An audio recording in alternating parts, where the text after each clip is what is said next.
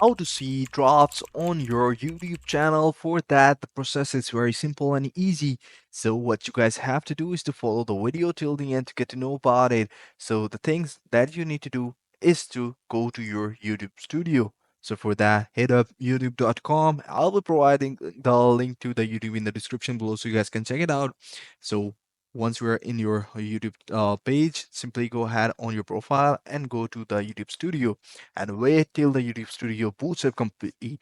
So what are draft files? There is no particular folder for the draft files, but draft files are some of the editing videos that you worked on but you haven't uploaded yet.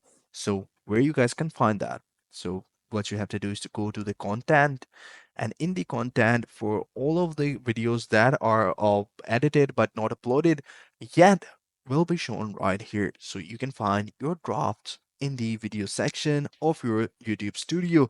I hope you find this video helpful. Take care. Bye bye.